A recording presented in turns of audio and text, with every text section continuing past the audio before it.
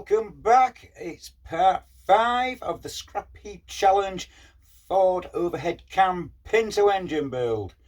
The sun is currently going down for the last time in 2023, so let's go see what progress has been made. But before we do, I'd just like to confirm we're going to use the 1600 cylinder head. It's a GT spec, it shares the same valve size as the 2 litre. It will give us a good increase in compression ratio, and the fuel of choice, because many have commented about the ignition and detonation problems. We're going for 100 octane leaded fuel, folks. Yep, we're going for avgas. So let's go see what's been happening in the workshop. I think a decision has been made, and I think I'm going to go with the 1600 head. The only problem I've got is I do need a set of exhaust valves. These are the 36mm head, 112.6mm I believe long, and an 8mm diameter stem. If you've got any, please let me know in the comments. So, while rummaging through the scrap pile and dragging out all these cam pulleys, it was, how should we say, quite reminiscent of old days, because this pulley was actually fitted to a Capri I owned when I was 17. It was a 1.6 Calypso in two-tone green. And the engine in it, despite its low mileage, was a bit wheezy, fitted with a variable Venturi carburettor.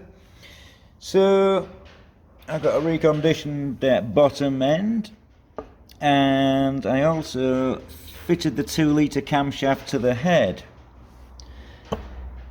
And I remember debating which pulley to use, and I used that one. And the gold paint on there was painted on when I was 17, and I think I sprayed the red paint on probably when I was about 19 or 20 for a different engine. That's the standard 2 litre pulley, and you think, well, they're both the same. Well, when you actually line up the keyway slots in there, like so,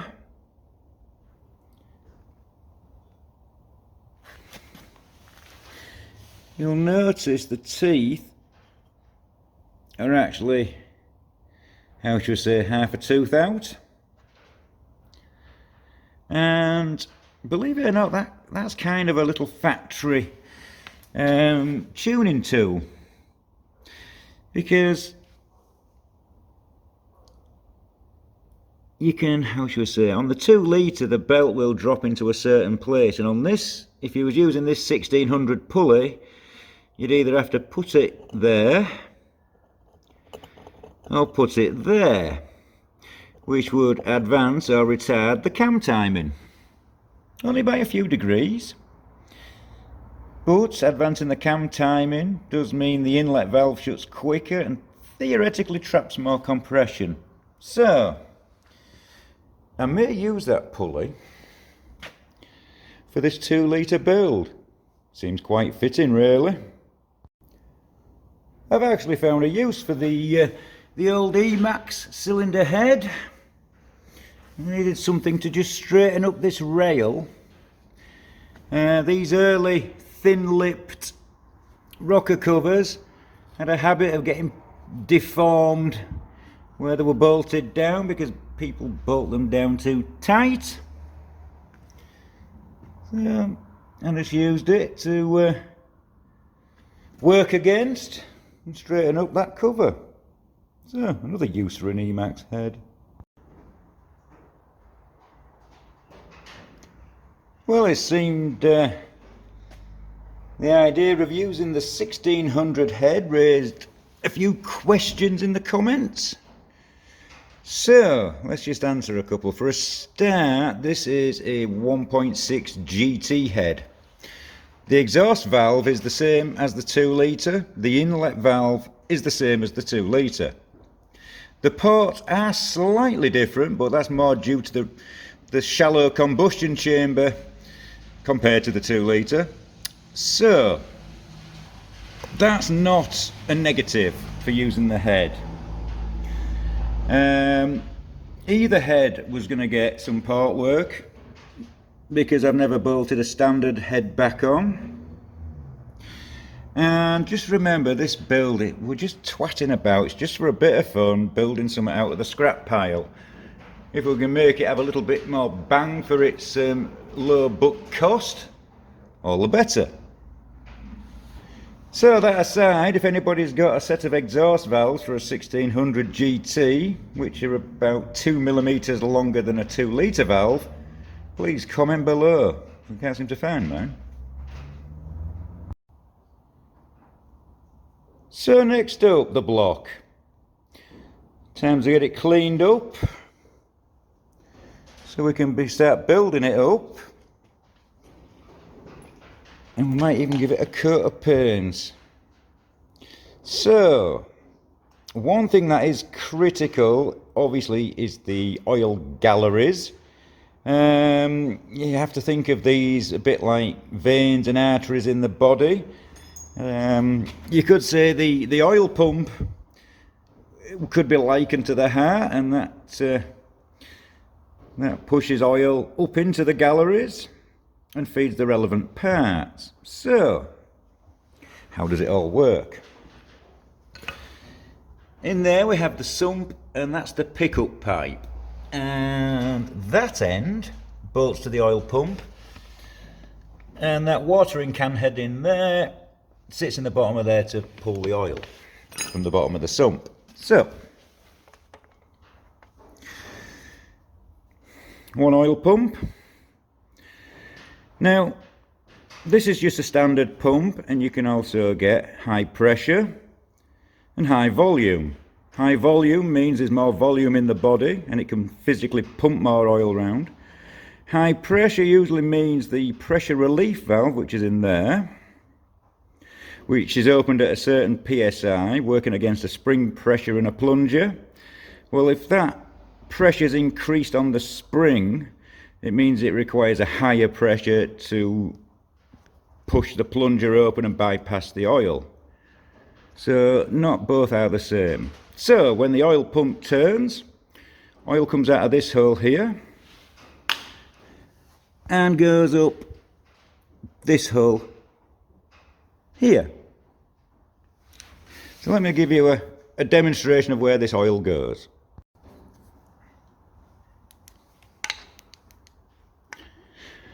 So it's pulled up through that hole, and it goes through, hang on, I don't know if you can see that very well, folks. It goes down this passageway. As you can see that, oh, there we go. Yep, that is that hole. Just comes up from the pump along into here, into the oil filter, which bolts screws on here. From there it's transferred into there, and from there it comes into this main gallery, as you can see. From that gallery there are some drillings going downwards which supply the crankshaft, as can be seen there, and there's some drillings going upwards which, one moment, you can see down there, that's one, that's the other one. I don't think it's going to focus on there, is it?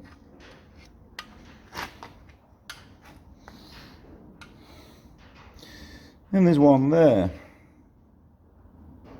So those three, which is that one, and that one, supply oil up to the cylinder head. And the three camshaft bearings, which are located front, middle and back. So basically the oil travels up to this point. It then encircles the bolt and then travels up there. And if you can just see down there, you can see my torch, that's the camshaft bearing. So we've got three like that, and you can see the muck in there, and you can see the bearing right at the top. These all need cleaning out. And then the camshaft centre bearing, just turn this head round.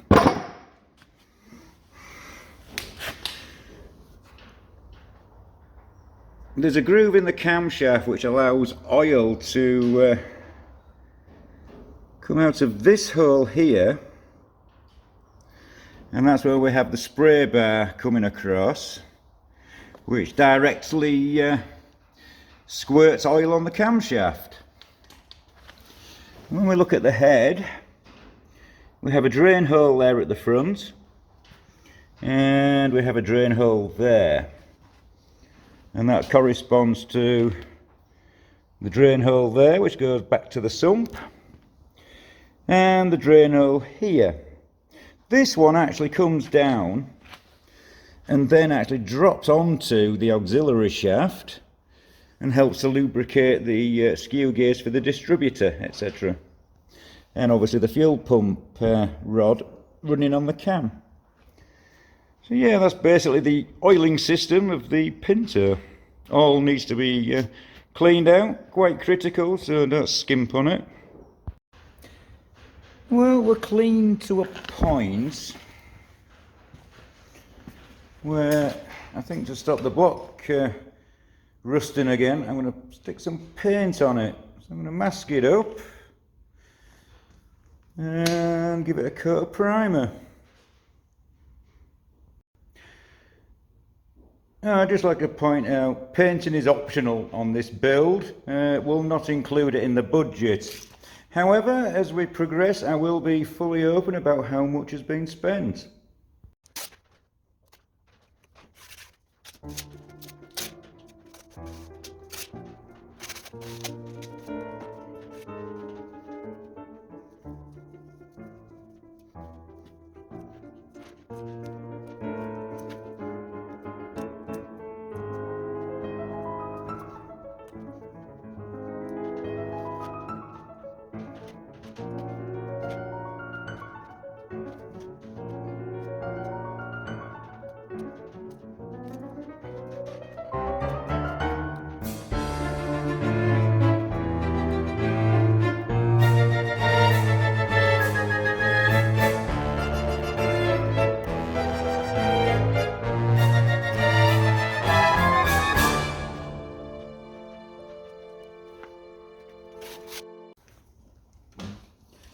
Well, I had this stuff in the workshop.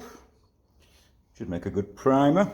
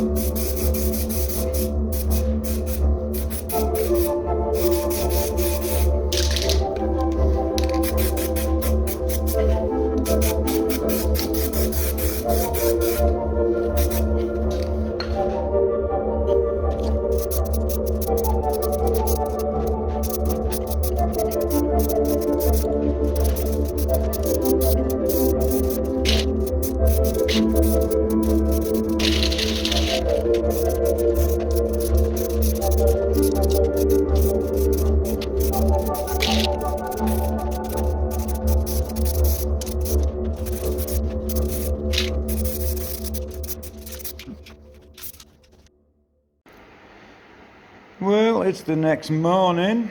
It's the 31st of December 2023, and our scrap block has some paint on it. It's been drying overnight, so a little bit tacky in places. And there it is.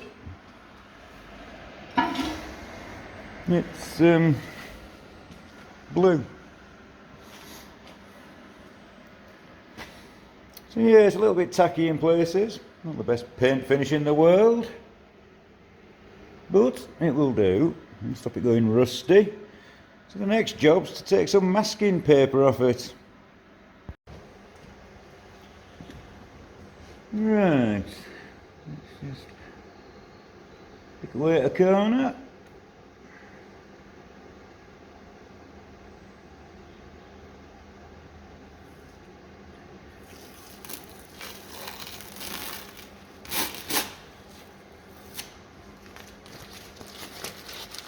I'll be sticking to my feet for the rest of the day.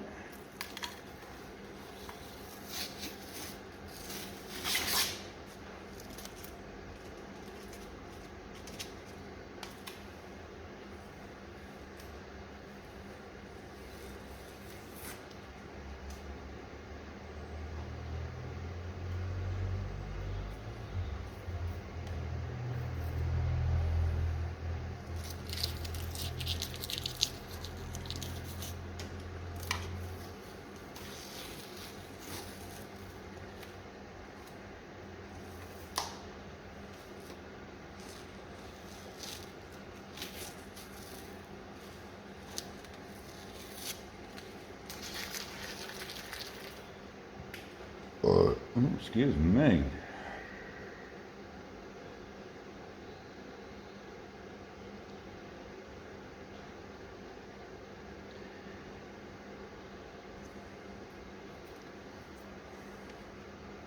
Don't know if you can see, but I actually put the old ball just back into its oil gallery, stop any paint going down there. Right, we'll get the bits off the front. Well, that's the block unmasked, and I thought I'd filmed it, but I didn't hit record. I've just knocked those brass core plugs in. Didn't actually buy those, I should have said not recently. They were left over. I found them in a little bag, so I thought I'd make use of them. Well, definitely looks like it hasn't come off a scrap pile now.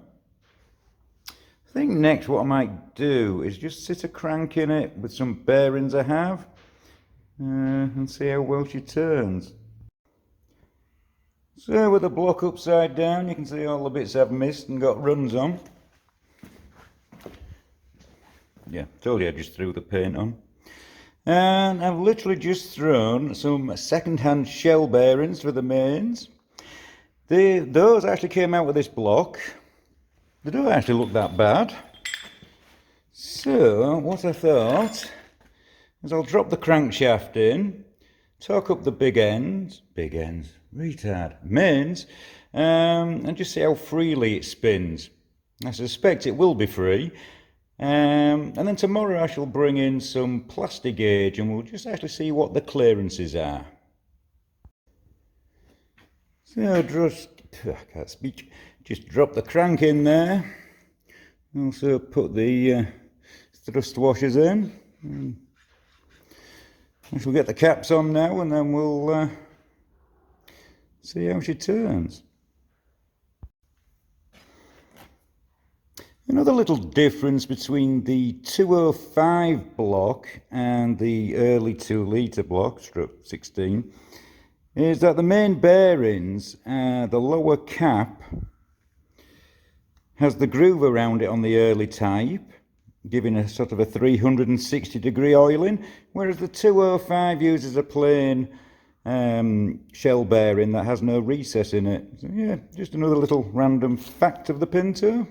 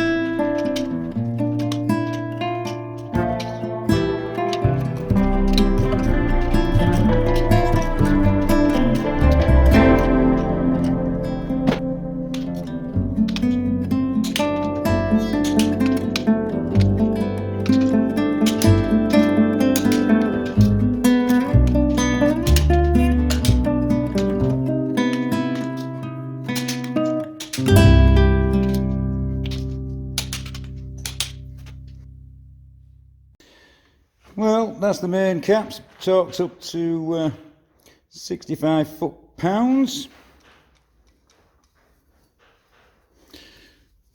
That rotates quite nicely. So what I shall do is I shall get some plastic gauge from home, and we can actually remove the caps and you lay it across. It's a bit like plasticine. You bolt the cap down, you do not rotate anything, and it will squash out, and then you've got a little gauge to show what size the clearance is. So that'll be in another video. Well, yeah, that seems quite happy in there. Obviously we need to check the end float, and that's how much forwards and backwards movement we've got, which is governed by these thrust washers in here. Now they did look good, so if there is any wear it's probably on the crank. However, we shall measure it.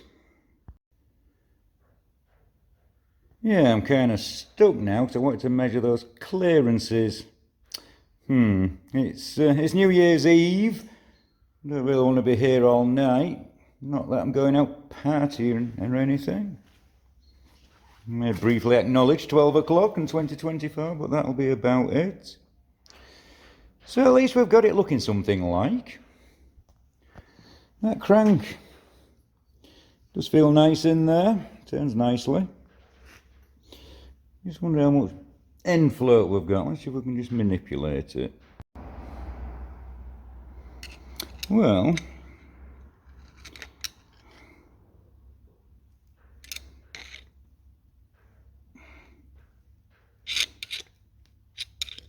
there doesn't appear to be any. It feels relatively happy in place. Oh, that's bonus. Looks like we've got a good crank there, folks. So, measure the clearances and then we can get the crankshaft installed properly with its seals, etc. And then we'll look at the pistons, rods and big ends and see what we can do with them. So yeah, we're progressing. And please remember, folks, this build is just a bit of fun. If I wanted to build a seriously powerful engine, I would. However, you don't really do that on zero money. And that's the purpose of this build. Okay, the paint's optional. You don't have to paint it. Just had that laying about. The brass core plugs, yes, they're just left over from my Pinto days, like many of these parts.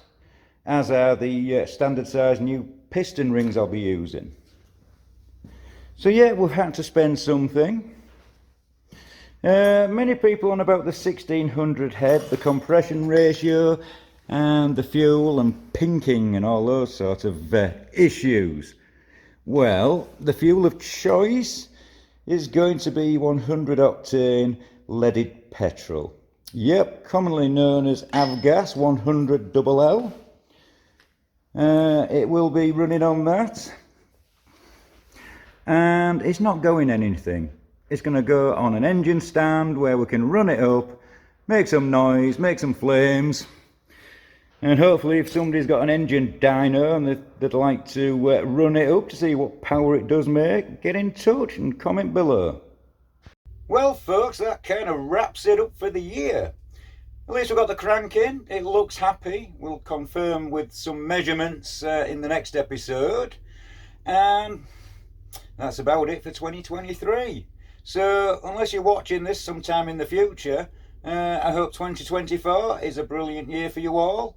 And if you haven't subscribed, please do, because we've got some really good content coming soon. So, on that bombshell, catch you on the next one.